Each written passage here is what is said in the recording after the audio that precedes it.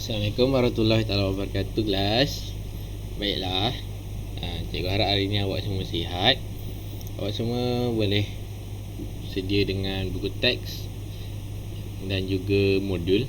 Baiklah, hari ini cikgu akan mengajar subtopik yang baru, iaitu form 2.33 formulasi diet makanan poultry. Baiklah, boleh buka muka surat, boleh buka buku teks surat 159. Okey. Kita akan belajar berkaitan dengan formulasi diet makanan poultry. Formulasi itu apa? Okey, formulasi ini adalah formulasi sangat penting untuk memastikan pemberian nutrisi seimbang dengan pembesaran ternakan. Penyusunan formulasi makanan bertujuan untuk memperoleh nutrisi yang diperlukan oleh ternakan dalam jumlah dan perbandingan yang tepat untuk pembesaran ternakan yang optimum. Okey, di sini kita boleh tengok formulasi ini adalah nutrisi yang kandungan nutrisi yang tepat. Kandungan nutrisi yang tepat untuk kita bagi kepada ternakan poultry kita, iaitu ayam atau puyuh, supaya pembesaran ternakan itu berada pada tahap yang optimum. Okey, kita tengok kat sini. Formulasi makanan seharusnya merujuk kepada keperluan ternakan. Anak ayam dan puyuh memerlukan lebih banyak zat makanan berbanding dengan ayam dan puyuh penelur. Okey, maksudnya kat sini anak ayam dia memerlukan nutrien yang lebih banyak berbanding yang dah dewasa, yang dah besar. Okey, macam bayi lah, macam bayi manusia. Jadinya dia memerlukan nutrisi ataupun zat yang lebih banyak supaya untuk membina otot, membina lemak, membina tisu, untuk pembesaran yang lebih cepat. Okay. Zat makanan diperlukan untuk pembesaran yang cepat bermula daripada umur 1 hingga 6 minggu. Dua faktor utama yang mempengaruhi pertumbuhan ternakan adalah nutrisi dan juga baka. Okay. Kita boleh tengok kat sini ditulis dua faktor utama adalah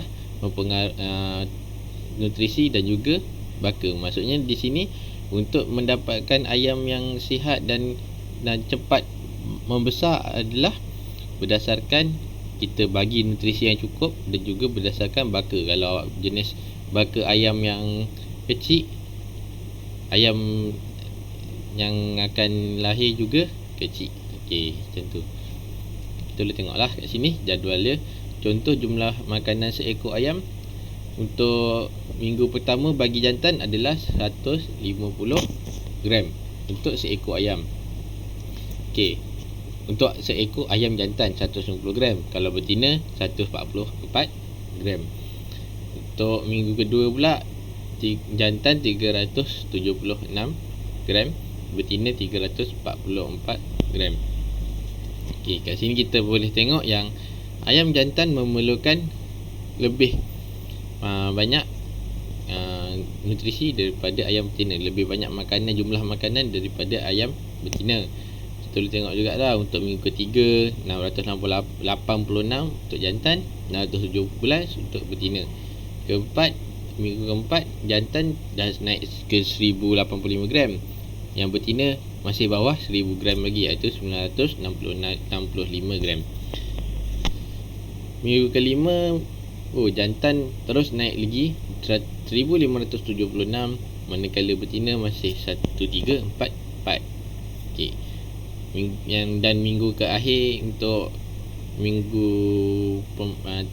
pemberian makanan pembesaran adalah 2088 untuk jantan dan betina adalah 1741 gram. Okey, itu untuk ayam. Untuk seekor puyuh pula, umur minggu pertama pada minggu pertama bagi jantan kita boleh bagi 1.08 gram sahaja, tapi untuk betina kita bagi 2.15 gram. Nampak? Untuk puyuh, betina lebih tinggi daripada jantan. Tapi untuk ayam jantan lebih tinggi daripada betina. Okey. Untuk minggu kedua kita tengok jantan 3.55 gram, tapi betina sudah 4.2 gram. Okey. Sama juga minggu ketiga, jantan tetap lagi bawah 5.52 dan betina 8.21. Dan seterusnya. Minggu keempat, kelima, keenam dan ketujuh. Minggu terakhir tu kita boleh tengok yang jantan 14.38 gram, manakala yang betina 16.39 gram. Okey. Okey, kita boleh tengok formulasinya. Formulasi makanan ternakan untuk ayam pedaging ni, bagi minggu daripada minggu yang lahir sehingga minggu keempat, hingga 4 minggu, protein kita memerlukan 21 hingga 23%. Tapi bila dah lepas minggu keempat dan ke atas, kita turunkan 19 hingga 21 sahaja. Okey. Jadinya kita boleh tengok kat situ, bila dah minggu keempat ke atas, kita turunkan lah dia punya nutrien. Bukan tak nak bagi, tetapi sudah mencukupi. Okey. Lemak kita boleh tengok pada awalnya kita bagi untuk 4 minggu pertama 4 hingga 6%. Tapi minggu 4 ke atas pun masih kita kekalkan 4 hingga 6%. Serat kasar 4 minggu awal kita bagi 4%, 4 minggu ke atas pun kita bagi 4%. Kalsium 0.9 pun sama, kita kekalkan. Fosforus kita kekalkan juga 0.5%. Tapi untuk tenaga metabolisme kita pada 4 minggu pertama kita bagi 3000 hingga 3100 kilokalori per kilogram. Tapi untuk 4 minggu selepas itu, minggu keempat dan ke atas, kita naikkan sikit, 3100 hingga 3200 kilokalori per kilogram. Okey. Seterusnya itu untuk ayam pedaging. Tapi untuk ayam penelur pula, kita ada tiga stage. 3 stage ni kita boleh untuk protein pada 8 minggu pertama tu kita bagi hanya 20 hingga 22%. Untuk minggu yang kedua 9 hingga 16 minggu tu 14 hingga 16%. Dan 16 minggu ke atas kita naikkan balik 17 hingga 18%, kerana pada masa ni 16 minggu ke atas ni adalah waktu-waktu ayam sudah kurang menghasilkan telur. Jadinya kita nak bagi dia extra boost untuk menghasilkan telur yang lebih baik.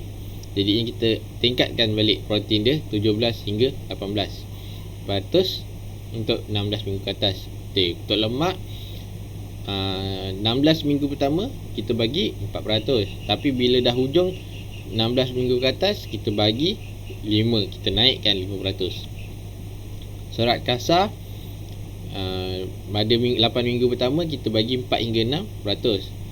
Lepas tu kita naikkan masa minggu 9 hingga minggu ke-16 7 hingga 9%. Tapi pada 16 minggu ke-16 dan ke atas kita turunkan balik 6 hingga 8%. Tapi tetap yang tertinggi. Okey. Seterusnya tetap lagi tinggi daripada 8 minggu. Okey. Seterusnya kalsium. Kalsium kita boleh tengok kat sini, masa 8 minggu pertama dan juga 16 minggu pertama kita boleh tengok bagi hanya 1% sahaja kalsium. Tetapi apabila minggu ke-16 ke atas kita naikkan 2.5 hingga 3.5%. Sebab apa? Sebab ayam yang sudah tua memerlukan kalsium lebih untuk tulang. Jadinya untuk kita support tulang dan juga untuk telur tu dapat kalsium yang lebih banyak. Okey. Fosforus 0 hingga 8 minggu 0.7% sahaja. Lepas tu 9 hingga 16 minggu kita turunkan sikit 0.6.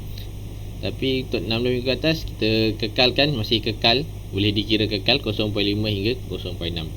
Okey. Untuk tenaga metabolisme pula Pada 8 minggu pertama 2,700 hingga 3,000 kilokalori per kilogram. Tapi pada 9 hingga 16 minggu kita boleh tengok dia turun sikit, 2,600 hingga 2,900 kilokalori. Dan untuk 16 minggu dan ke atas itu kita naikkan sikit, 50. Daripada 2,600 kepada 2,650 hingga 2,950 kilogram. Sebab itulah ayam yang grade telur ayam yang grade A itu adalah telur ayam yang hampir pencen selepas minggu ke-16. Itu adalah waktu itu adalah penghasilan telur yang besar sebab kita extra boost kan dia punya nutrisi. Okey. Untuk puyuh pula, daripada umur 5 minggu pertama, protein kita bagi 24%, lemak 5%, serat kasar 5%, maksimum lah tu. Maksimum 5%, lemak minimum 5%, kalsium minimum 0.9%, fosforus 0.6% minimum. Tenaga dia 2,950 kilokalori per kilogram. Tetapi pada 6 minggu ke atas, protein kita turunkan sikit kepada 22%, lemak pun kita turunkan kepada 3.5%, serat kasar kita kekalkan 5%, kalsium kita tingkatkan sehingga 3.3%, fosforus kita kekalkan 0.6%, manakala tenaga metabolisme untuk bagi puyuh pula kita kurangkan 2,650 hingga 2,750 kilokalori per kilogram. Jadinya itu untuk puyuh. Kandungan makanan perlu ditambah dengan campuran bahan lain yang merupakan vitamin seperti vitamin B kompleks, vitamin A, vitamin D, iaitu minyak ikan sebanyak 2% daripada makanan yang diberikan selama 1 bulan. Okey, itu sahaja untuk kelas hari ini. Sebarang masalah boleh PM cikgu. Okey, tapi nanti selepas ini tengok video yang cikgu sediakan ya. Okey. Terima kasih kelas.